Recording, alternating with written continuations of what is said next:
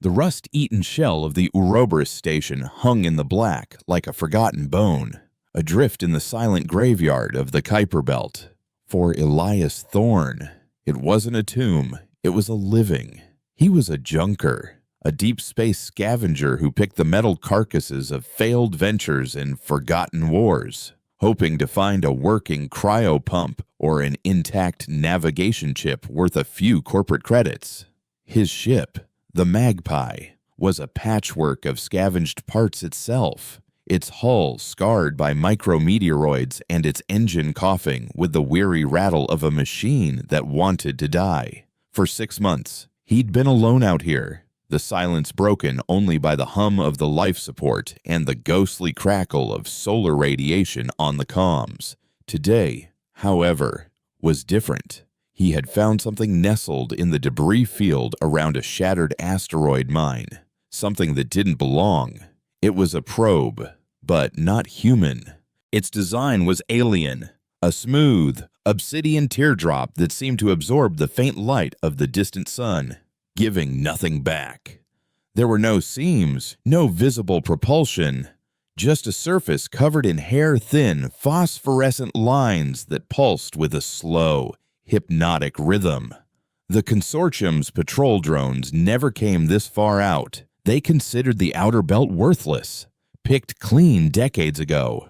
This was Elias's alone. He'd spent 3 days carefully cutting it free from the asteroid fragment it was embedded in, the metal of his cutting torch hissing against rock but refusing to even warm the alien surface. He'd finally managed to pry it loose, hauling the 2-meter-long object into the Magpie's cramped cargo bay where it now rested, a piece of impossible night humming softly to itself. He ran the standard scans, his diagnostic rig screaming with error messages. The material wasn't in any known database. Its energy signature was a flat line, yet the light from the strange circuits persisted. Elias wasn't a scientist, but he was a survivor, and his gut screamed at him that this was either the biggest score of his life or the last thing he would ever see. Greed won, as it usually did. He decided to bypass the external shell and drill directly for a memory core, or whatever passed for one in this thing.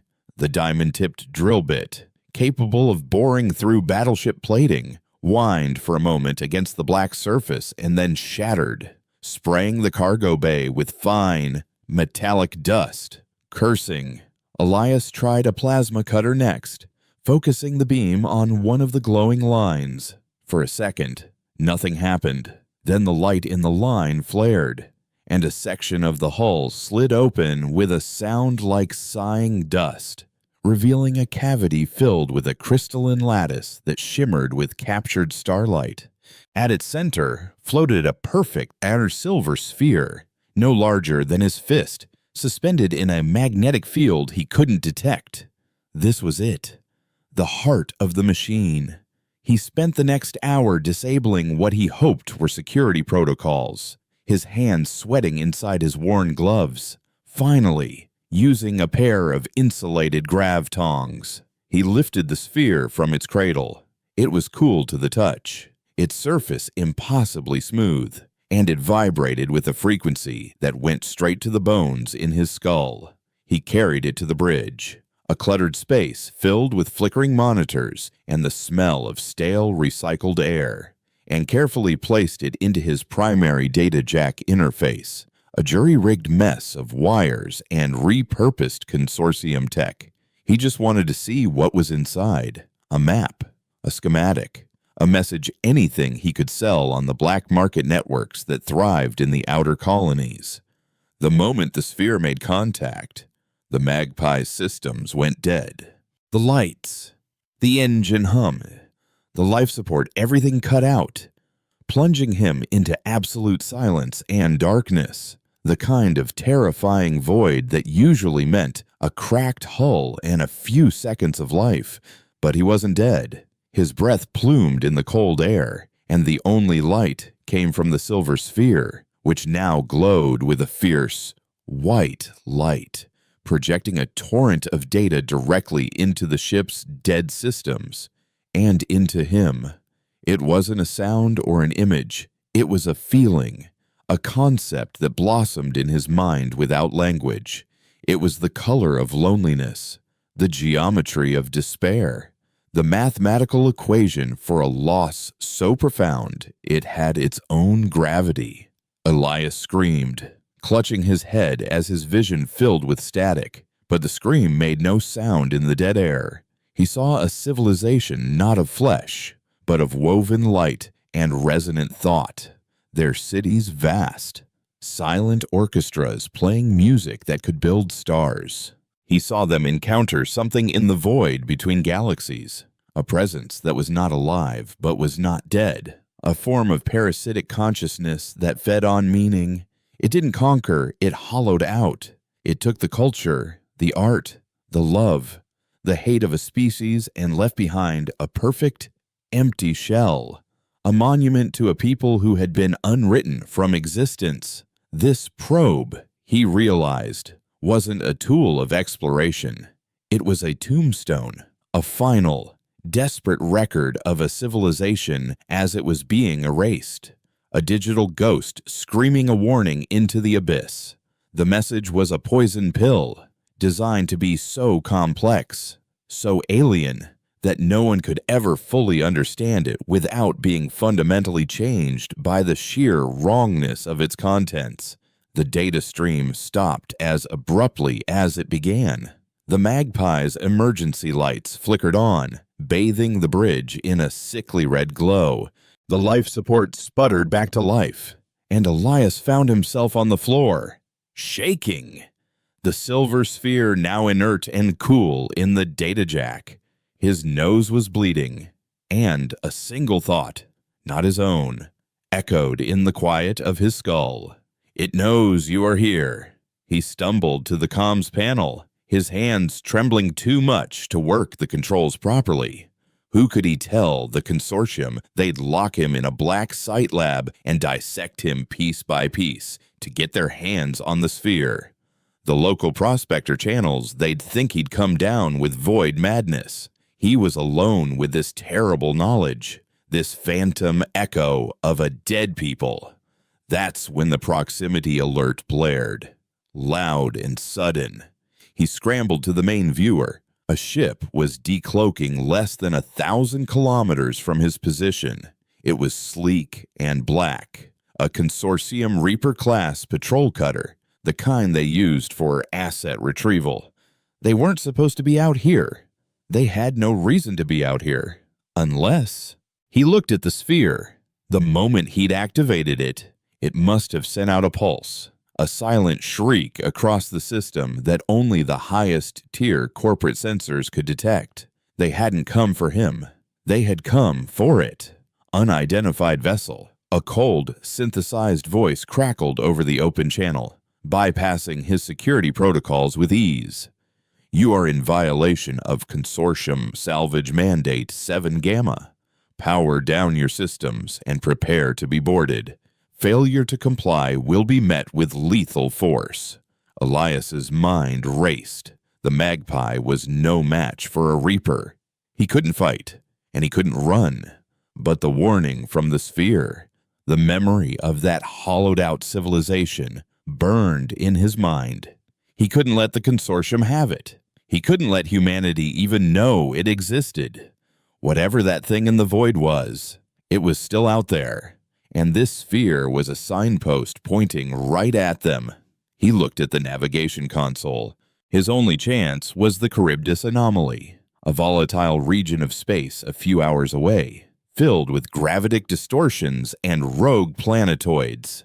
It was navigational suicide for most ships, but the Magpie was small and nimble, and Elias knew the currents better than anyone.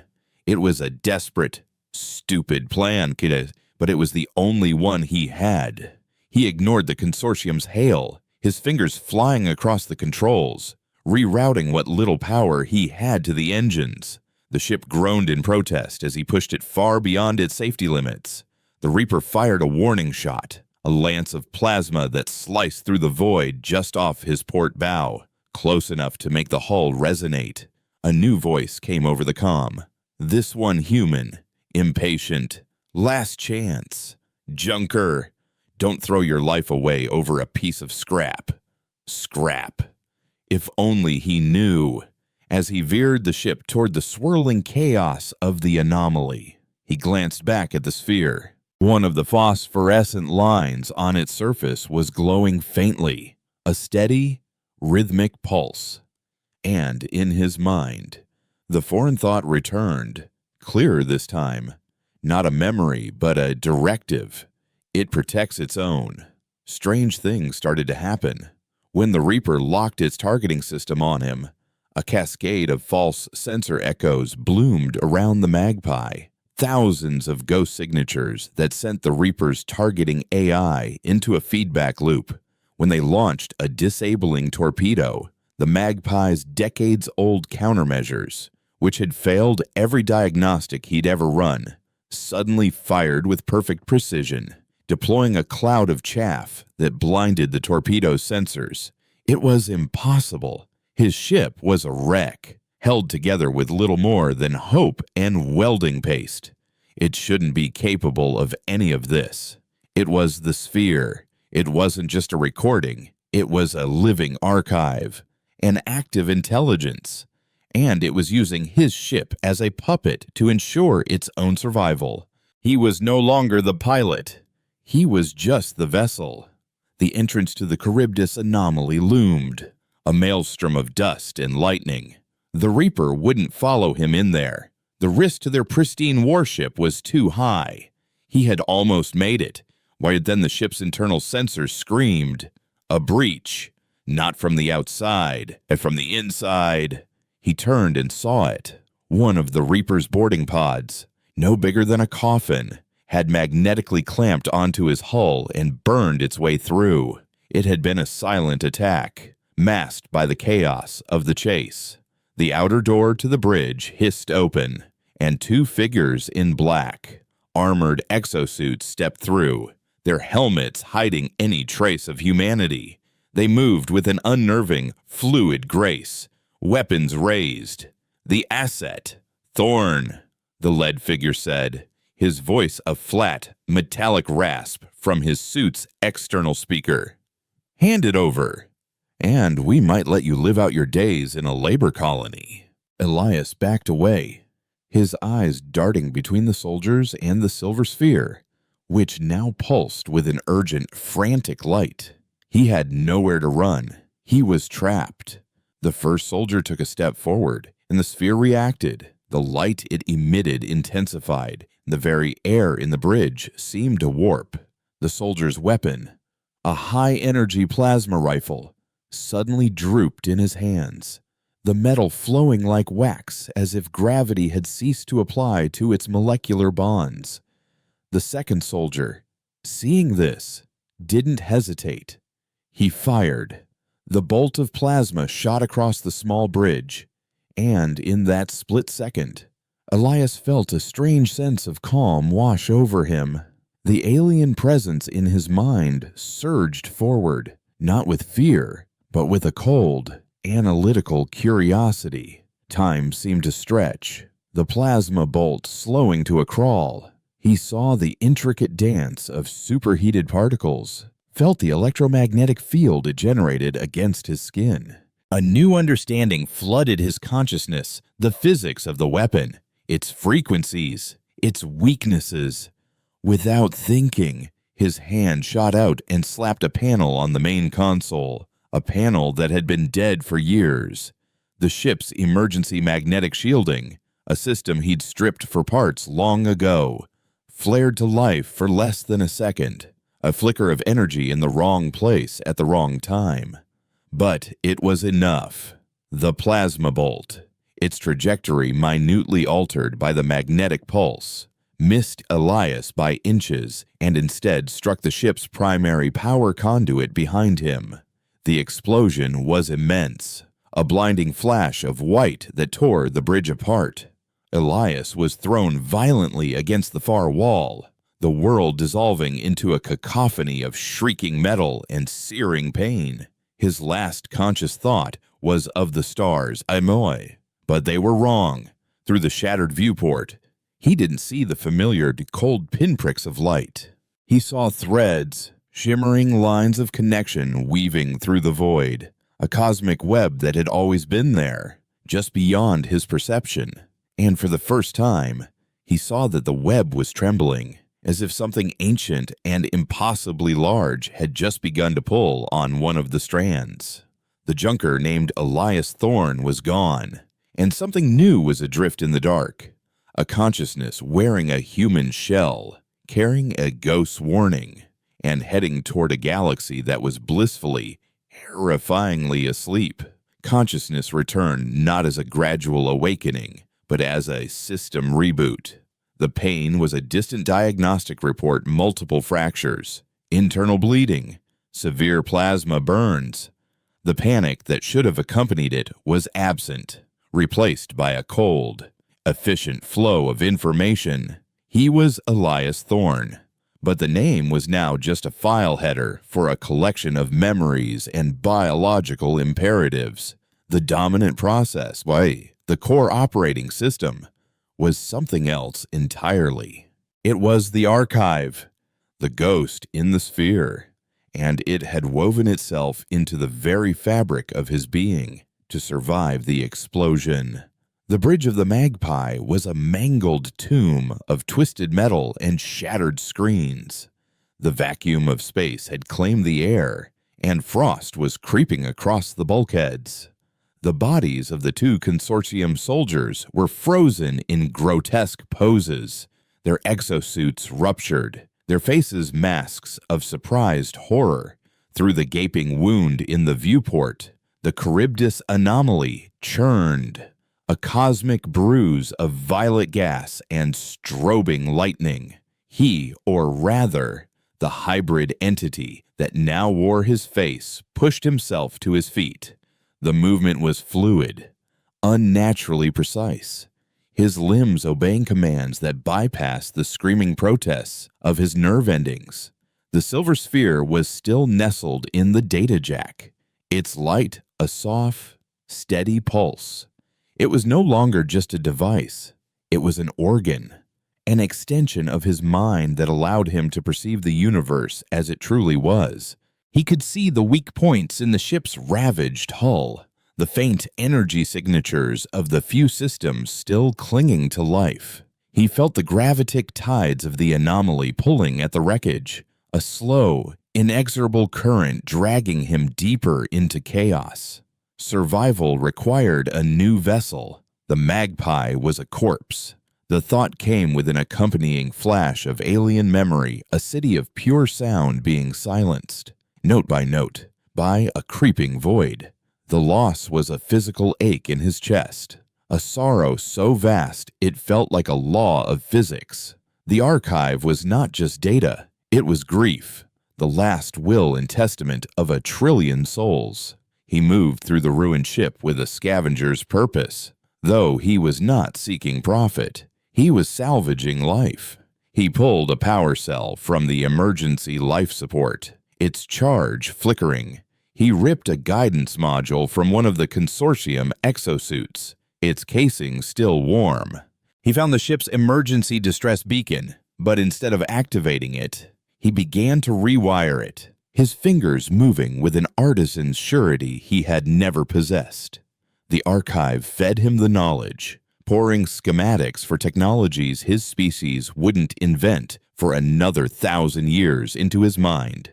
He was building not a beacon, but a lens, a device to focus the sphere's influence. His destination was a place marked on no official star charts, a ghost whispered about by prospectors and pirates, Port Requiem.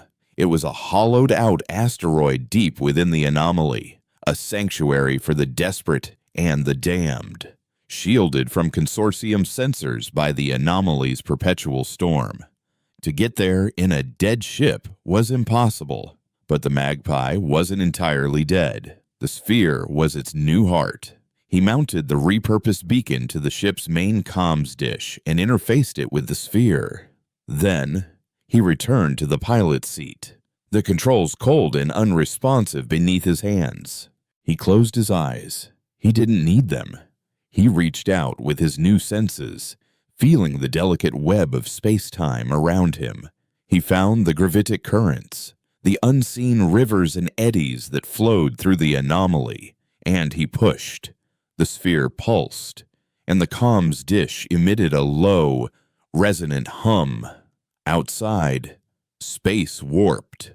The wreckage of the magpie didn't move with thrusters. It was pulled, coaxed along a path of least resistance, surfing the gravitational waves like a leaf on a stream. It was a clumsy, lurching ride, the ship groaning as its structure was subjected to forces it was never designed to endure. As he navigated the treacherous, beautiful chaos, he felt another presence. It was a cold spot in the cosmic web, a point of utter nullity far behind him. It was the thing the archive had warned him about, the predator of consciousness, the static. It had felt the sphere's surge of power during the fight, a flicker of meaning in the silent void, and now it was looking for him. He wasn't just running from the consortium anymore. He was being hunted by a concept, an ontological parasite that had turned its attention toward the bright, noisy flicker of the human race. The journey took 2 days, a blur of waking nightmares and focused work. When he slept, he dreamed the archive's memories. He watched crystalline gardens wither into dust, heard silent screams echo in the vacuum of a hollowed mind, and felt the terror of a civilization realizing it was not being destroyed, but unmade. He woke each time with the cold certainty that humanity was next, a new, vibrant ecosystem of thought for the static to consume. He felt it probing the edges of the anomaly, a slow, patient pressure, like a shark circling a reef. Port Requiem appeared as a smudge against the swirling nebula, a pockmarked rock bristling with haphazardly attached docking arms, communications arrays, and blinking lights. It was a tumor of civilization growing in a place where nothing was meant to live. As he guided the magpie's carcass toward it, the port's automated defenses lit up, targeting systems locking onto him. A voice, raw and human, crackled over a short-range frequency. "This is Port Requiem traffic control. You're floating in on a go signal, in a ship that's reading as scrap.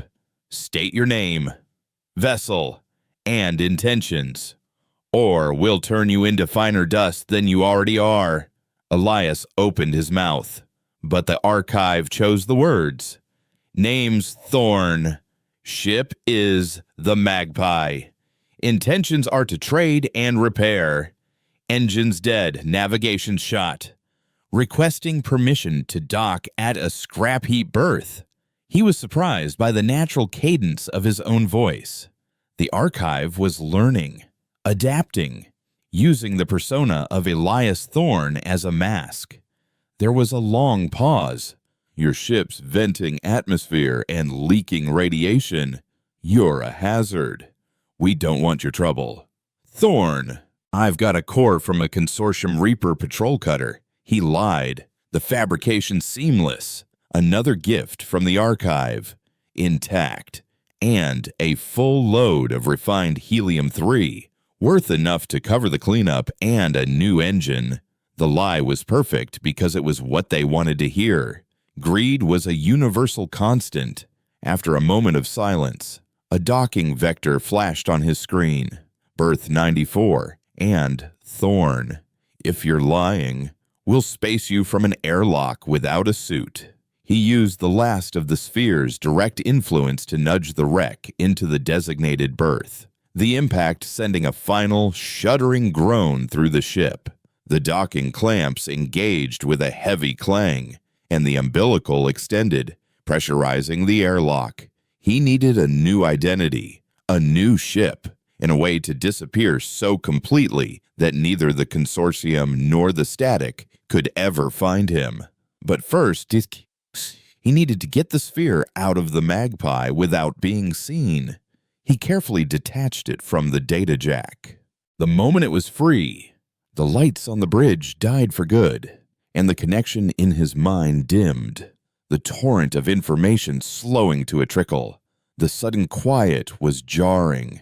He was just Elias again, a broken man in a broken ship, the phantom pain of his injuries crashing back in on him. He stumbled, gasping, the raw, human fear returning. He couldn't survive without it. He needed the archive. With trembling hands, he jury-rigged a power pack from his suit and connected it to the sphere, then strapped the entire apparatus to his chest, hiding it beneath his worn jacket. The connection returned, a soothing wave of cold logic that pushed the pain and fear away. He was whole again. He cycled the airlock and stepped out into the cacophony of Port Requiem. Berth 94 was in the station's grimy underbelly. The air tasted of ozone, hot metal, and unidentifiable cooking fumes. The gravity was a gut-wrenching 0.8 Gs, a luxury that meant the station's core spinner was still working. Figures moved in the shadows, hard-faced men and women with cybernetic limbs and suspicious eyes. This was a place where a life was worth less than a functioning power cell. He needed a mechanic, someone discreet and brilliant enough to build him a new ship, a ghost that couldn't be traced. The name came from the archive, dredged from a data stream it had skimmed from a passing freighter. Kalen, known only as K, a disgraced consortium engineer who specialized in illegal drive modifications and sensor cloaking.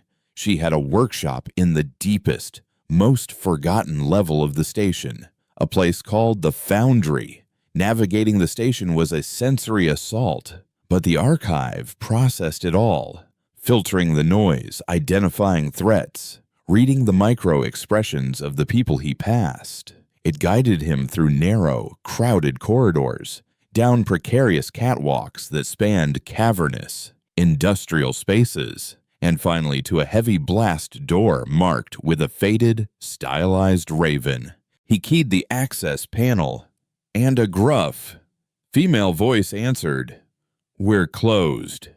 "I was told to find Kalen," he said, letting the archive modulate his voice, adding a layer of calculated desperation. "I have a design proposition. High risk, high reward." A visual sensor scanned him, a thin red line that lingered on the bulge under his jacket. There was a long pause. Then the heavy door hissed open. The woman standing there was tall and lean, her face smudged with grease, her dark hair pulled back in a messy tail. A pair of diagnostic goggles were pushed up on her forehead, and a complex cybernetic arm, tools extending from the fingertips, rested on her hip. Her eyes were sharp, intelligent, and deeply weary. "You look like hell, she stated, her voice devoid of sympathy. "Worse than most who come looking for me." "What do you want? A ship?" he said, stepping inside as the door sealed behind him, shutting out the station's noise. The workshop was a controlled chaos of half-assembled engines, holographic schematics, and tools that looked more like weapons. A ship that doesn't exist, one that can run silent and blind in places no one else will go. Kay crossed her arms, her cybernetic fingers tapping rhythmically against her bicep. "Everyone wants a ghost ship. Thorn. They're expensive. And judging by the state of you, you're broke. I can pay," he said.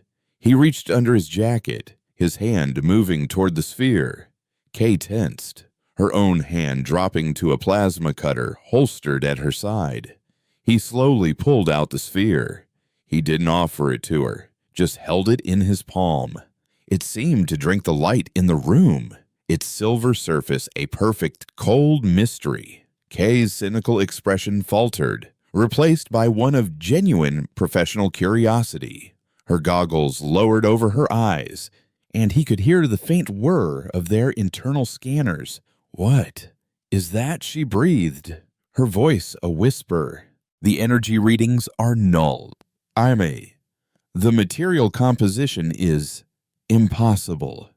It's not reflecting. It's not absorbing. It just is. It's a navigation system, he said, the lie coming easily, and a power source. It's my payment. Kay looked from the sphere back to his face, her eyes narrowing. She was smart. She knew this was more than just a piece of tech. She could feel the wrongness of it, the same way he had. But she was also an engineer, and the impossible object in his hand was the most interesting challenge she had ever seen. You bring something like that in here. You bring its trouble with it, she said, her voice low. Who's hunting you? Everyone, he replied. And for the first time, it was Elias, not the archive, that spoke the truth. And something else you can't even imagine. A faint tremor ran through the station's deck plating, a vibration too deep to be the station's engines. He felt it in his bones, and through his connection to the sphere, he felt it in the web of space-time. It was the static. It had passed the edge of the anomaly. It was getting closer. The hunt had truly begun. Kaylin stared at the sphere, her engineer's mind warring with a primal instinct that screamed at her to run. The object defied every known law of physics, a quiet singularity resting in the palm of a man who looked like he'd been pulled from the wreckage of his own grave. Her diagnostic goggles fed her a stream of impossible data, zero-point energy fluctuations, quantum states that were both stable and in flux, a material structure that seemed to have more than 3 dimensions. It was the whisper of a god, and it terrified and fascinated her in equal measure. All right, Thorn, she said, her voice a low, itty hum that belied the racing of her thoughts. You've got my attention. Let's say I believe you.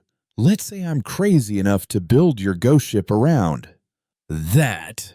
What's the design? What's it for? Elias or the archive? Wearing his persona didn't respond with words. He raised his free hand, and the holographic projector in the center of the workshop flickered to life. It didn't display a schematic he had uploaded. It projected an image directly from his mind, a gift from the archive. A ship materialized in the air between them, a vessel of flowing, organic curves and sharp, predatory angles. It looked less like a machine and more like a creature evolved for the deep void. There were no visible engines, no weapon emplacements, no viewports. Its hull was a mosaic of shifting, iridescent panels that seemed to mimic the star field behind it. It's called the Silence, he said, his voice a flat monotone. The hull is a metamaterial that actively bends light and sensor waves around it, making it invisible. The drive isn't a drive. It's a controlled space-time distortion generator, powered by the sphere. It doesn't fly through space. It pulls space around it. It's traceless, instantaneous. Kay circled the hologram, her cybernetic eyes zooming in, analyzing the impossible geometry. This isn't a design. This is a dream. The materials don't exist. The power requirements are astronomical. The physics. This would violate the conservation of energy. The materials can be synthesized, he countered, gesturing to a complex molecular forge in the corner of her workshop. Your forge is one of only 3 in this sector capable of manipulating matter at the subatomic level. You just need the right templates. He tapped his temple. I have them. The physics are incomplete. The sphere provides the missing variables. She stopped in front of him, her gaze intense. And the price for this miracle, aside from my soul and every credit I have, is what you install this artifact as the ship's heart, and you walk away. We walk away, he corrected. This ship needs a pilot, but it also needs an engineer who understands its soul. I can fly it, but you're the only one who can keep it alive. This isn't just a job, Kay. It's an exodus.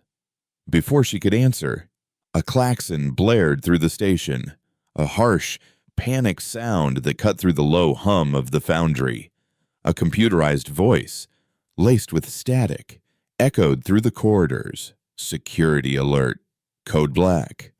All non-essential personnel report to lockdown shelters. Consortium warships have entered the anomaly. This is not a drill. Kay swore, her head snapping toward a security monitor. The screen showed a live feed from one of the port's external cameras. 2 Consortium Reapers, sleek and deadly, were slicing through the churning clouds of the anomaly, their hulls glowing with energy shields. They weren't supposed to be able to navigate the gravitic tides with such precision. They're not here for the port, she said, a grim realization dawning on her. They're here for you. Elias felt a cold dread that was entirely his own. The archive confirmed his fear with a chilling certainty. They are being guided. The static is not a direct force, it is an influence. It whispers in the ghost of quantum data, guiding its pawns, creating patterns of coincidence and certainty where there should be chaos. The consortium wasn't just hunting him. They were being led to him by the very thing he was running from. How long until they're in docking range? He asked. 20 minutes. Maybe less, Kay replied, already moving. Her earlier hesitation replaced by the focused energy of a survivor. She began shutting down her workshop, her cybernetic arm a blur of motion as she secured equipment and erected security barriers. Their boarding parties will be fast and brutal. They'll tear this station apart to find you. Then we need to be faster, Elias said. He strode over to the molecular forge. Give me access. And for the next 18 minutes, the workshop was a whirlwind of frantic, synchronized activity. Kay, recognizing that her life was now irrevocably tied to his, gave him control of the forge. Elias, guided by the archive, began synthesizing the impossible materials for the silence. Raw iron, carbon, and silicon were fed into the machine, and under the influence of energy patterns supplied by the sphere, they were transmuted into shimmering, weightless panels that seemed to bend the light around them. It was alchemy disguised as science. Meanwhile, V was a force of nature. She tore apart the half-finished freighter that dominated her main construction bay, salvaging its life support, its inertial dampeners, its core structural frame. She worked with a brutal efficiency, her plasma cutter slicing through bulkheads, her robotic arm lifting components weighing several tons as if they were made of foam. She wasn't building the beautiful, organic ship from the hologram. She was building a skeleton, a crude, functional frame to which they could attach the alien technology. The frame is basic, she grunted, sweat beading on her forehead as she welded a support strut into place. It'll hold together, but the ride will be rough. We'll have no shields, no weapons, and life support will be a closed loop from a standard evac suit. This thing won't be a ghost. It'll be a coffin with a fancy engine. It's enough, Elias said, carrying over a newly forged hull plate. It was warm to the touch and weighed almost nothing, yet he knew it was stronger than any known alloy. As he laid it against the ship's frame, it seemed to flow into place, the seams vanishing as if it were a living skin healing over a wound. Explosions rocked the station. Closer this time, the lights flickered and died, plunging them into darkness, save for the glow of the forge and Kay's plasma cutter. They're in the upper levels, she said, her voice tight. They're cutting their way down. 5 minutes. Max. They worked in a desperate silence. The only sounds the hiss of the welder and the strange, musical hum of the forge. The ship, a bastard child of human pragmatism and alien impossibility, began to take shape. It was ugly, asymmetrical, a patchwork of raw metal and shimmering, impossible plates. Finally, only one piece was missing the drive. The heart. "It's time," Elias said, holding up the sphere. Kay had prepared a housing for it at the center of the ship, a reinforced cradle connected to a network of conduits that snaked through the vessel's frame. As he approached, she held up a hand. "Once that thing is integrated, what happens to the ship, to us? The ship will become part of it," he said, his voice distant. "And so will we. We won't just be the crew. We'll be its nervous system. We'll think, and it will act." The look in her eyes was one of profound fear, but also of fierce, defiant resolve. "Better than being a slave in a consortium mind-scrubbing facility," she muttered, and stepped back. "Do it." Elias placed the sphere into the cradle. For a moment, nothing happened. Then, the sphere pulsed with a brilliant white light. The conduits connected to it lit up, veins of pure energy spreading through the ship's frame. The mismatched hull plates flowed together, sealing the vessel into a single, seamless whole. The entire ship vibrated, not with the shudder of a machine coming online, but with the tremor of a living thing drawing its first breath. A low, resonant hum filled the workshop, a sound that was felt in the bones more than heard with the ears. Inside Elias's mind, the archive's presence expanded, flooding his consciousness not just with data, but with the ship itself. He could feel the integrity of the hull, the flow of energy through the conduits, the subtle shifts in the station's gravity outside. He was the Silence, and he could feel Kaylin.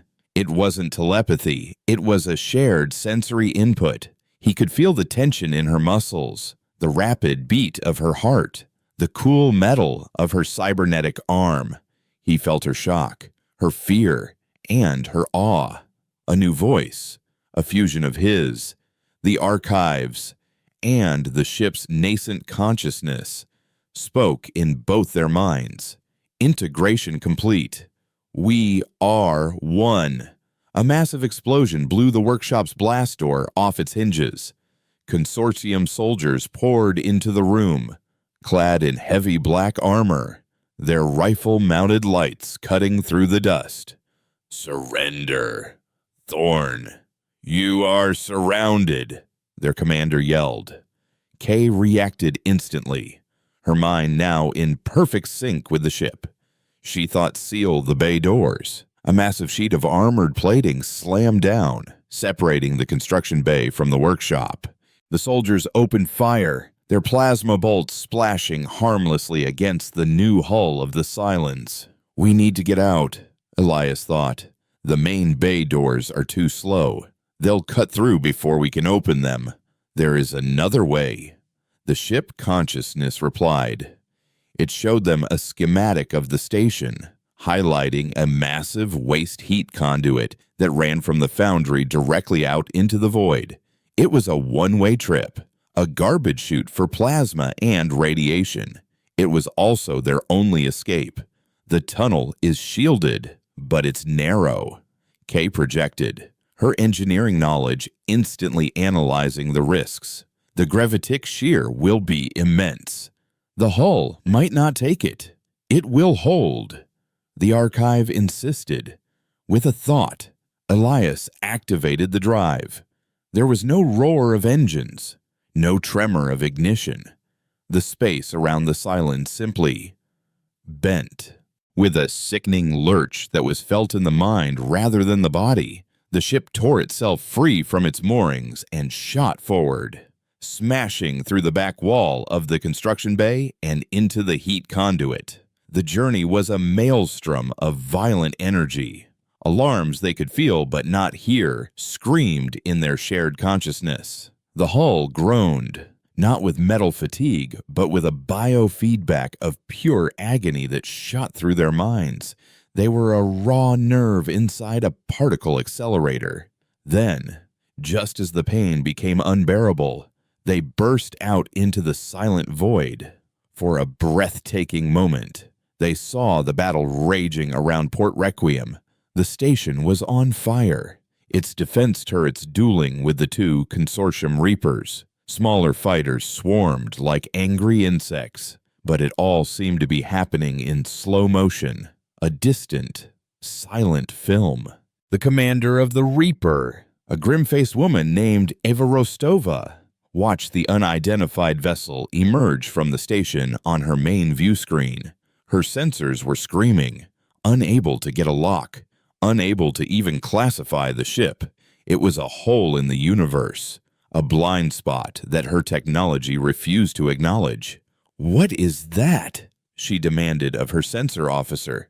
I don't know, Commander," the officer stammered. "It has no heat signature, no mass reading, no energy output. It's not there, but it is." Rostova felt a cold chill, a flicker of an instinct she hadn't felt since her first brutal tour in the Outer Rim Wars. It was the feeling of prey that had just realized it was in the presence of a predator far greater than itself. "All ships," she commanded, her voice steady despite the tremor in her gut. "Concentrate fire on that anomaly. I want it erased." Before a single ship could obey her command, the silence vanished. It didn't jump to hyperspace. It didn't cloak. It was simply there one moment, and gone the next. The space where it had been was perfectly empty, as if it had never existed at all. Adrift in a place that was not a place. A fold in space-time between realities. The new trinity of Elias, K, and the silence felt a wave of triumphant relief. They had escaped, but their relief was short-lived. In the silent, non-space around them, they felt a presence. It was the static, and it was no longer distant. By using the sphere's power to escape, they had torn a hole in the fabric of the universe, and now it was seeping through. It was a feeling of absolute cold, of profound and utter meaninglessness. It was the sound of a dying universe, and it was coming for them. They had built a ship to escape the hunters, but in doing so, they had just rung the dinner bell for a god. The fold was not a place of darkness, but of unlight. It was a canvas of pure potential, where the laws of physics were suggestions rather than rules. For the entity that was now Elias K. Silence, it was a state of being rather than a location. They existed as a single point of consciousness adrift in an ocean of raw information. Here, K's engineering mind could see the elegant, terrifying mathematics that held reality together, while Elias's fractured psyche felt the echoes of every choice ever made rippling through the substrate of causality. The archive, the ghost of a billion murdered souls, was their guide, translating the impossible sensory input into something their human components could withstand without shattering. They were safe from the consortium, but they had traded one prison for another. The presence of the static was a palpable stain in the non-space, a patch of metaphysical rot that was actively unmaking the reality around it. It wasn't a creature to be fought or a ship to be outrun. It was an axiom, a fundamental truth of the universe. All meaning eventually decays into noise, and it was aware of them. It perceived them not as a ship or as beings, but as a bubble of complex, organized meaning, a story, and its sole function was to erase such things. It learns, the archive projected into their shared mind, the thought tinged with an ancient, cold terror. It observed the consortium. It learned the shape of a hunt. Now, It is learning the shape of us. It is tailoring the void to break us. The first assault was on Kaylin. The fabric of the fold began to twist, replaying the moment she decided to help Elias. The memory was warped, poisoned. The holographic schematic of the silence flickered, its elegant lines resolving into a monstrous, cancerous growth of weeping metal and screaming faces. Elias's voice became a chorus of accusing whispers, telling her she had doomed them all, that her hubris had damned humanity. The pride she had felt in her creation was inverted, becoming a crushing, soul-devouring guilt. Elias's part of the consciousness pushed back, a desperate anchor of shared experience. It's a lie. It's twisting your memories. We chose this together. He focused on the truth of the moment, the adrenaline, the shared purpose, the desperate gamble against impossible odds. He held on to the memory of her defiant eyes as she told him to integrate the sphere. His effort was a flickering candle against a hurricane. The static was a master of psychological warfare on a cosmic scale. But he wasn't alone. The archive surged forward, shielding Kay's mind with a wall of its own grief. The sorrow of a trillion lost souls was a bulwark the static's tailored attack couldn't easily penetrate. The illusion shattered, and the fold returned to its neutral, unsettling calm. Kay's consciousness trembled, scarred but intact. "Thank you," her thought whispered, fragile and shaken. The static shifted its attack, turning on Elias. It didn't use memory, it used his future. It showed him Earth, not as it was, but as it would be if they failed. He saw the static descend, not as a fleet, but as a whisper on the global networks, a mimetic plague that hollowed out minds from the inside. He saw cities fall silent, their inhabitants becoming placid, empty-eyed puppets going through the motions of life without purpose or passion. He saw humanity unwritten, its art, its love, its rage, all smoothed over into a perfect, meaningless tranquility. He saw the end of everything he had been, however indirectly, trying to protect. His scavenger's instinct for survival, the core of his identity, was weaponized against him, creating a feedback loop of utter despair. This time, it was Kay who fought back. She delved into the ship's systems, their systems, and began to create, using her innate understanding of the vessel's impossible technology. She wove a counter-narrative. She created a simulation, a bubble of reality within the fold, and projected it into Elias's consciousness. It was a simple image, a small colony on a terraformed moon, children laughing as they chased droids in a field of bioluminescent grass, the sky filled with ships of all shapes and sizes. It was a future where they had won, a future of loud, messy, chaotic, and meaningful life. It was a lie, a fantasy, but it was a lie built on hope, and it was enough to disrupt the static symphony of despair.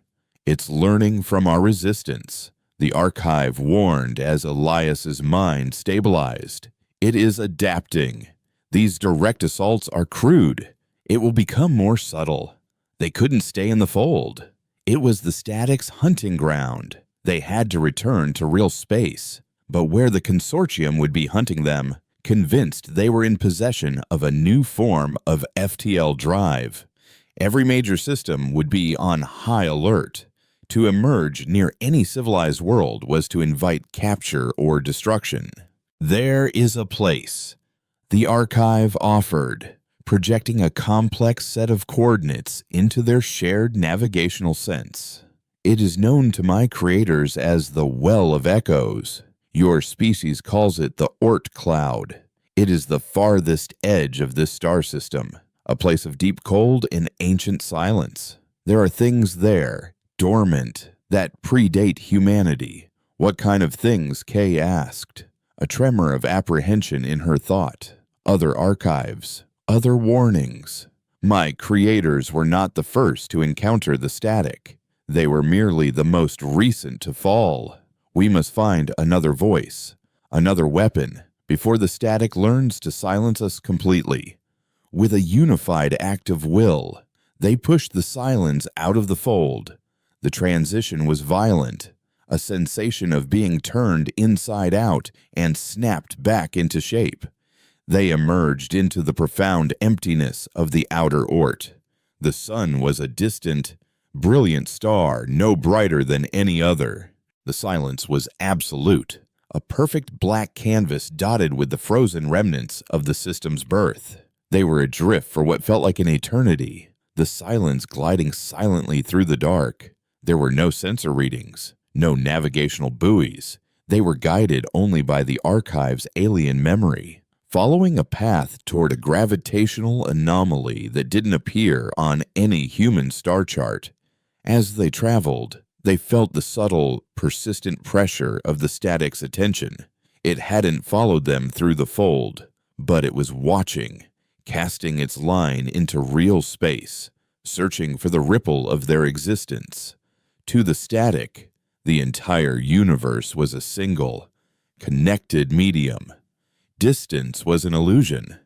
They found it nestled in the core of a rogue ice planetoid, a structure that was clearly not natural. It was a colossal ring, thousands of kilometers in diameter, made of a crystalline material that shimmered with captured starlight. It was impossibly old, its surface pitted with eons of micrometeoroid impacts. As they approached, a section of the ring began to glow, and a portal of soft blue light opened, inviting them in. It knows we are here, Kay thought, a shiver of awe and fear running through her. It has been waiting, the archive replied. They guided the silence through the portal and into the interior of the ring. The space inside was a pocket of contained reality. A small blue star hung at the center, and orbiting it were not planets, but countless crystalline structures, like the shards of a shattered city, all drifting in a silent, slow dance. Floating among them were beings, or the ghosts of them. They were tall, slender figures made of woven light, their forms constantly shifting, their faces blank canvases on which emotions played out as shifting colors and patterns. They were the sentinels, the librarians of this place. A single thought, ancient and powerful, touched their collective mind. It was not a voice, but a feeling of welcome tinged with immense sadness. "Who are you?" Elias asked, his own consciousness feeling small and fragile in this place. The ghost of the chorus drifted closer, their light washing over the silence. They could feel the chorus reading them, understanding their unique, chaotic fusion of human and alien. The lead sentinel projected. "It is intrigued by your potential for noise." "Can you help us?" Kay pleaded. "Can you teach us how to fight it?" The chorus guided them toward the largest of the floating crystals, a shard the size of a moon. As they drew closer, they could hear a sound, not through the ship's hull, but in the core of their being. It was a low, resonant hum, a chord of infinite complexity that seemed to vibrate in harmony with the very structure of the universe. The sentinel explained. The offer was terrifying, and to give a part of themselves to this alien collective felt like a violation, another form of dissolution. Elias thought of his lonely selfish life as a junker, a life of taking things apart. What could he offer to a song of creation? Kay thought of her ambition, her obsessive need to build, to understand, to control. Was that a worthy voice? But as they hesitated, they felt a cold spike in the fabric of space-time, a tremor from the outside universe. The static had found them. It couldn't enter the sanctuary of the ring, but it was pressing against its boundaries, its nullifying presence causing the light of the central star to flicker. The ghosts of the chorus wavered, their forms dimming as the song that sustained them was dampened. The Sentinel's thought came, laced with a new urgency. Add your voice to the song, and or be silenced with the rest of this universe. The choice was no choice at all. Elias reached into his past, not for a grand memory, but for a small, forgotten one, the image of his mother, humming a simple lullaby as she repaired a broken toy. It was a memory of repair, of making something whole again. He offered it to the chorus. Kay offered her greatest failure, the memory of a terraforming engine she had designed that had catastrophically failed, creating a lifeless, glass desert instead of a garden. She offered her regret, her shame, but also the fierce, burning desire to build something that would last, something that would create rather than destroy. The archive offered its deepest core memory, the final note played by its creator's world orchestra, a single, defiant chord of beauty played in the face of absolute oblivion. As their offerings joined the symphony, the central crystal blazed with a new light. The song swelled, pushing back against the encroaching silence. Within the shared mind of the Silence, a new knowledge bloomed. They were learning the song, the physics of creation. They understood now. They couldn't destroy the static with weapons or outrun it with speed. They had to outcreate it. They had to fill the void with so much meaning, so much art, so much life, so much noise that there was simply no room left for the silence. The silence itself began to change. Its ugly, pragmatic form softened. The hull began to shimmer with intricate, evolving patterns. The conduits of energy pulsed with a soft, rhythmic light, beating in time with the cosmic song. They were no longer just a ship. They were becoming an instrument, a voice in a choir that spanned 1,000,000 years. The Sentinel projected, its form now brilliant and strong. Sing your song into the dark. We will hold the line here for as long as we can. As the Silence turned to leave the sanctuary, its new form a thing of impossible, living beauty, they knew their mission had changed. They were no longer running. They were on their way to conduct an orchestra, and their first concert was about to begin on the stage of a sleeping, unsuspecting human race. They were going home. The journey back from the edge of the solar system was not a flight, but a composition. The Silence, remade by the Song of Making, no longer navigated space. It resonated with it. With each fold, each instantaneous transit, it left a shimmering, harmonious echo in the fabric of space-time, a chord of defiance against the encroaching static. Inside the vessel, the Trinity of Elias, Kay, and the archive had reached a new equilibrium.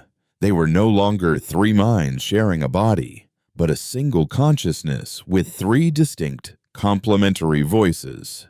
Elias was the heart, grounding their mission in the messy, resilient core of human emotion. Kay was the hands, translating the cosmic song into the practical language of physics and engineering. The archive was the memory, the ghost that remembered the price of failure and provided the ancient context for their desperate gambit. Their destination was Earth. They knew that was where the static would focus its next assault.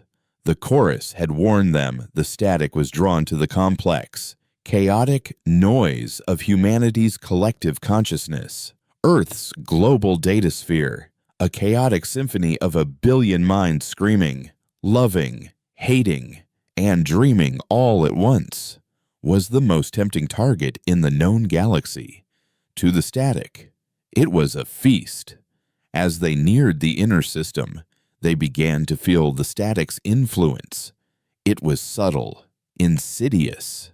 They saw it in the garbled data streams from Martian mining colonies, where maintenance drones had begun arranging themselves into silent, spiraling patterns. They felt it in the cold silence from a Jovian science outpost that had abruptly ceased all transmissions. The static wasn't attacking with warships. It was seeping into the cracks of human civilization, turning its own systems against it. It was a mimetic virus rewriting the soul of humanity. One line of code, one stray thought at a time. Their first sign of direct opposition came as they passed the orbit of Jupiter. A consortium fleet, led by the Reaper flagship Vigilance, materialized from hyperspace, boxing them in. Commander Eva Rostova's face appeared on their internal comms, an image pulled directly from the comms network by the Silence. Her expression was no longer just grim, it was hollow. Her eyes were empty, reflecting a calm that was more terrifying than any rage. "Unidentified vessel," her voice came, flat and devoid of inflection. "Your chaotic energy signature has been deemed a threat to systemic order. You will power down and surrender to harmonization. Non-compliance is illogical. Harmonization," Kay thought, a wave of cold dread washing through their shared consciousness. It's already got them. The consortium's rigid, top-down command structure, it was the perfect entry point. "She is not a puppet," the archive clarified, its voice resonating with a deep sorrow. "She is a convert." The static offered her what she always wanted: perfect order, an end to the chaos of war and rebellion.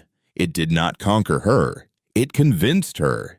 The consortium fleet opened fire. Lances of plasma and swarms of missiles converged on the Silence. In their old form, they would have been annihilated. But now, the ship responded not with countermeasures, but with music. Kay focused their intent, and the Silence emitted a single resonant chord. The sound, propagated through a localized distortion of space-time, was not destructive. It was creative. The plasma bolts, governed by magnetic fields, suddenly lost their cohesion, their energy dissipating into a beautiful, harmless nebula of glowing gas. The missiles, guided by logic-based AIs, found their targeting parameters flooded with a series of unsolvable mathematical paradoxes, causing them to drift aimlessly before harmlessly deactivating. The Silence didn't fight back. It simply refused to participate in the logic of destruction. It moved through the useless barrage, a ghost of impossible grace. And as it passed each consortium ship, it sang a single, quiet note. Inside those vessels, for a fleeting moment, the rigid order of the static's influence was disrupted. A gunner on the Vigilance found himself suddenly remembering the taste of his grandmother's soup, a tear rolling down his cheek. A navigation officer, who had not felt an emotion in weeks, was suddenly overwhelmed by a profound sense of wonder at the beauty of the stars outside. The effect was temporary, a ripple of defiance, but it was a start. Rostova's face contorted in a flicker of confusion, a ghost of her old self trying to break through the placid surface. But the static's hold was too strong. The emptiness returned to her eyes. "The anomaly is resistant to conventional pacification," she stated to her fleet. "It is generating meaning. Quarantine the area. Let nothing follow it to Earth." As the Silence pulled away, leaving the confused fleet in its wake, the true scale of their task settled upon them. They couldn't save humanity by fighting. They had to remind it how to feel. They had to restart its heart. They arrived in Earth's orbit to a chilling sight. The planet looked serene, peaceful. The usual chaotic web of communication signals was gone, replaced by a single low-frequency broadcast that blanketed the globe. It was a soothing, hypnotic hum, the sonic equivalent of a blank, smiling face. The lights of the cities below were still on, but they no longer flickered with the vibrant, random energy of life. They pulsed in perfect and synchronized rhythm with the global hum. The static was already here. It had won without firing a single shot. It hasn't won, Elias projected, his voice a fierce, defiant pulse in their shared mind. It's put them to sleep. We just need to wake them up. Their plan was insane. born of human madness and alien metaphysics. The global hum was the static song of silence, a frequency that pacified, ordered, and ultimately erased the human spirit. They had to broadcast a counter-frequency, their own song of making, to the entire planet at once. But the power required was immense, far more than the silence could generate on its own. They needed an amplifier, the biggest one on the planet, the old world's comms network. Kay realized. The pre-consortium satellite grid. It's obsolete, abandoned, but it's the only system decentralized enough that the static might have overlooked it. It's a network built on chaos, not order. They descended into the atmosphere, the silence cloaked in a shimmer of bent light that made it invisible to the placid, automated eyes of Earth's defense grid. They flew over a world that was both familiar and horrifyingly alien. People walked the streets, went to work, sat in parks, but they didn't speak, they didn't laugh, they didn't cry. They moved with a graceful, empty purpose, their minds submerged in the static's calming broadcast. Humanity had become a perfect, efficient machine, a body with its soul scooped out. Their target was an abandoned relay station in the Swiss Alps, the old nexus of the very network Kay had identified. As they landed, the ship's hull melting back to reveal an exit, Elias felt a wave of vertigo. For the first time since his transformation, he was stepping out of the ship, his feet touching solid ground. The air was cold and clean. The silence was profound. He and Kay, clad in simple environmental suits, made their way into the derelict station.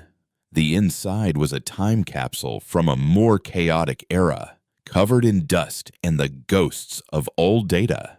As Kay worked with furious precision, her cybernetic arm interfacing with the ancient consoles, trying to wake the dead network, Elias stood guard, his senses connected to the silence and the world around him. He felt them coming. They emerged from the silent, snow-covered woods, their movements synchronized. They were local townspeople, their faces blank, their eyes reflecting the empty sky. They weren't armed. They didn't run. They simply walked toward the station, a tide of silent flesh. They were the static's antibodies, drawn to the anomalous flicker of meaning and emotion that Elias and Kay represented. "They're not hostile," Elias sent to Kay, his heart pounding with a very human fear. "They're just coming. The network is fighting me," Kay sent back, frustration and concentration warring in her thoughts. "The static has laid down a layer of logical ice over everything. I have to break through it, but it's like trying to shout in a library." The silent crowd was at the door now, their hands pressing against the glass, their combined weight making it groan. They weren't trying to break it down, they were simply waiting, their patience infinite. Their silence was a weapon, a pressure that was harder to fight than any physical attack. "Do not fight their logic with logic," the archive whispered in their minds. "Sing the song they have forgotten." Elias understood. He closed his eyes and reached for the memory he had given the chorus, his mother's lullaby. It was a simple, imperfect melody, filled with love and warmth. He began to hum, his voice trembling at first, then growing stronger. He fed the song through his connection to the silence, which amplified it, broadcasting it in a short, tight beam at the crowd. The effect was instantaneous and violent. First man to touch the door recoiled as if burned, a raw, guttural scream tearing from his throat. He clutched his head, his eyes squeezed shut. A memory had broken through the face of his daughter on her wedding day. The joy was so intense, so painful after the long silence, that it broke him. He collapsed, sobbing, not in sadness, but in overwhelming, agonizing relief. One by one, the people in the crowd began to break. A woman remembered the fury of an argument with her brother. A young man remembered the bitter taste of his first heartbreak. The complex, messy, painful, and beautiful chaos of human experience came flooding back, and it was an agony. "It's working," Kay shouted, her voice real this time, echoing in the station. "The network is. It's responding to the emotional resonance. The ice is cracking. Keep it up." Elias sang louder, pouring every memory, every feeling he had into the song. He sang of the loneliness of the void, the thrill of a good salvage, the terror of the consortium, the awe of the chorus. He sang the story of their journey. With a final, triumphant surge of power, the ancient satellite network came online. "I've got it," Kay yelled, uploading the core resonance now. They linked the silence directly to the network, and together, the three voices of their new consciousness, amplified by the technology of a forgotten age, sang the song of making to the entire world. The chord that erupted from the planet's old satellites was not a sound. It was a feeling. It was the feeling of a first kiss, the pain of a broken bone, the taste of rain, the warmth of a fire, the sting of betrayal, the quiet joy of a sunrise. It was everything the static was not. Across the globe, the great hum faltered. The synchronized lights of the cities flickered and broke apart into a chaotic, familiar dance. On a street in Tokyo, a woman stopped and began to weep without knowing why. In a boardroom in London, a man suddenly threw back his head and laughed, a loud, booming sound that shattered the placid silence. The spell was breaking. The world was waking up, screaming and laughing its way back to life. Aboard the Vigilance, Commander Rostova gasped, her hands flying to her helmet as if to ward off a blow. The face of her long-dead son flashed in her mind, and his name escaped her lips in a choked whisper. The cold, perfect order in her mind shattered into a million pieces of grief and love. She was human again, high in orbit. The trinity of the silence felt the global consciousness ignite. A chaotic, beautiful, and deafening roar. They had not defeated the static. It was still there, a patch of cold silence at the edge of the system, wounded and confused by this illogical defiance. But they had given humanity its voice back. They had armed it with the only weapon that mattered, its own messy, imperfect, and glorious story. Their journey was not over. The static would learn. It would adapt. The song would have to continue, spreading from Earth to the other colonies, a contagion of purpose against a plague of meaninglessness. But as they watched the planet below blaze with the renewed, chaotic light of life, they felt a feeling that was purely human, a feeling that defied all logic and reason, a feeling the static would never, ever understand. They felt hope.